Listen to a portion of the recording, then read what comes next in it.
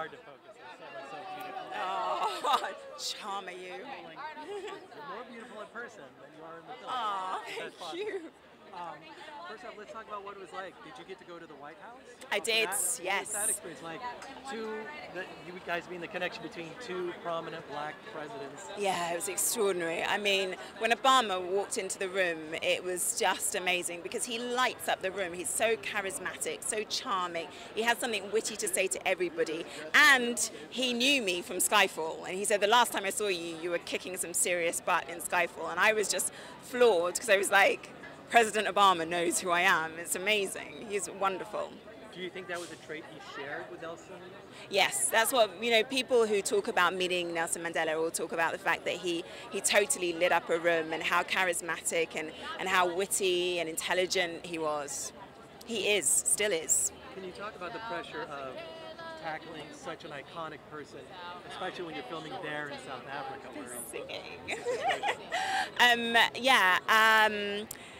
It's a huge sense of pressure, especially because we're British people going into South African to play these iconic roles. I think it'd be hard enough if you're South African, but being British as well just makes it even worse.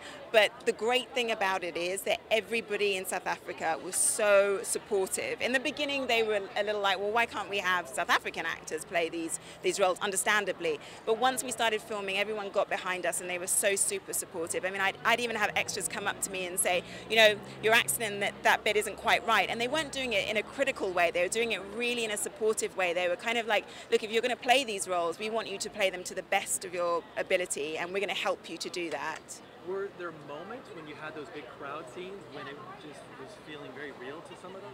Yeah, definitely, because you'd look into people's eyes, in those crowds, and they were moved, and because obviously they were remembering, their own experiences, their parents' experiences, and that was the great thing about filming in South Africa, because everybody had an experience of what this time was like. They'd lived through it, and so when we did those scenes, it really resonated with them, and it made it even more emotional for us. Both Winnie and Nelson are held up as such icons and saints to some folks. Can you talk about the effort to really make a balanced portrait of them as real people? Yeah, I mean, I think that's hugely important. I think that's one of the beautiful things about the film, because I think so often in life we want to simplify things and say a person is either good or bad, and people aren't in life. They're all shades of grey, and so it's so wonderful to see that complexity in a character and to show the human side, particularly of Mandela, because obviously Winnie is a controversial figure, but most people see Mandela as this saint, and he's not. He's a man, and he always makes that clear himself. He wants to emphasize the fact that he is a man like every man, because it also is more inspiring for an audience to realize that a man just like the rest of us achieved such greatness. Can you talk about what it was like meeting Winnie and the Mandela family and working with them? I mean, did that just increase your pressure? No, it made it so much easier actually, because one of the things I asked Winnie when I met her was, how do you want to be portrayed? And I thought she'd have like a long list of, ideas and how scenes should be played and so on. And actually she said to me, look, you're the right person for this role. You've done your research. All I ask of you is that you portray me faithfully. And she kind of gave me carte blanche to create her as I saw fit, which was really liberating, because up until that point I'd had the director pulling me in one direction, the producers pulling me in another direction, South Africans that I met pulling me in a different direction. But to have her herself say to me, you take ownership of me, that was really liberating and empowering.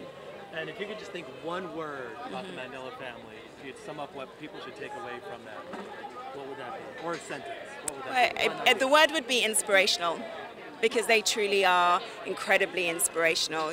They've changed the history of South Africa and the history of the world, and for me they represent a symbol of forgiveness, and that's hugely healing for South Africa, and a lesson that the world still needs to learn.